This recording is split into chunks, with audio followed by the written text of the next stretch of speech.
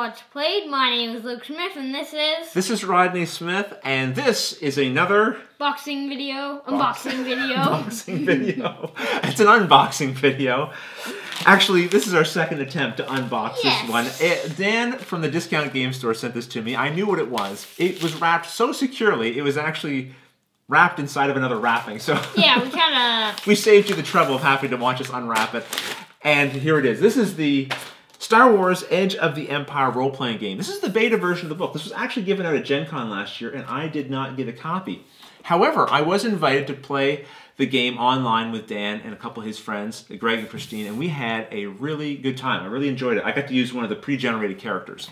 Now, honestly, my role-playing experience is pretty minimal, but I have yet to play a bad game of it. And I'm starting to think that regardless of the system, if you have a good group of people you're playing with, the rules almost become secondary if you're having fun telling the story. So, probably true of a lot of games, to be honest. So, thanks, Dan, for sending this along. This way I can roll up my own character, maybe based on the one I was playing, a little more easily. Yeah.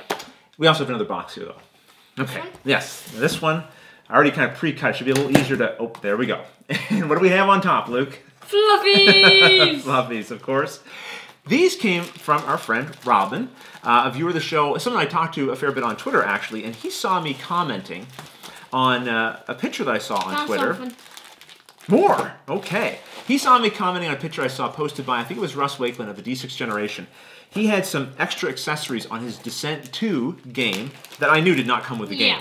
And what in the... What? That's what. In the middle of an episode? Yeah! I gotta worry about this now. Thank you, Luke.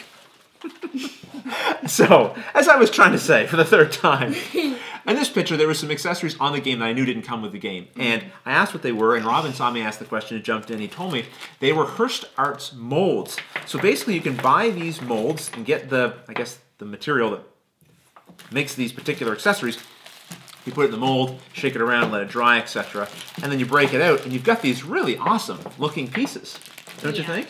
Chest, yeah, chest. He gave me some pieces here that go with both kind of a space themed or something a little more modern, as well as stuff for your more traditional kind of dungeon. Really cool looking stuff. So listen, Robin, I want to thank you not just for sending these to us, but for taking the time and the material that we're taking to send this to us. Very, very cool. I look forward to adding these to a couple of our games.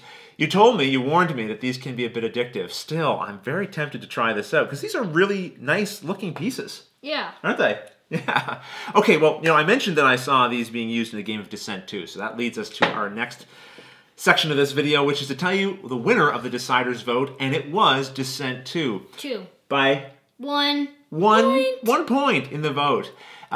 There was these two games that were basically neck and neck through the whole voting series, and as I was keeping track of it, I really didn't know which one was going to win. In the end, Descent 2 won. The other game that came in second was the game Seasons.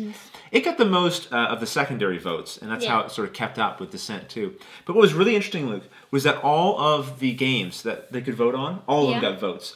Even I think Castle Panic got the least votes. But everything else was right in that mid-range. And I was really happy to see that, because we like doing a variety of different kinds of games. I want to be able to provide a variety of different games on this series.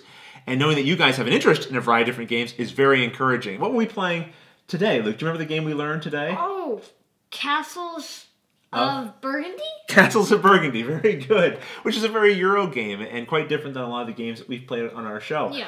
So those are the kind of things we'd like to be able to bring in the future as well. All right, well, I think we can probably wrap things up here. As always, thanks for watching.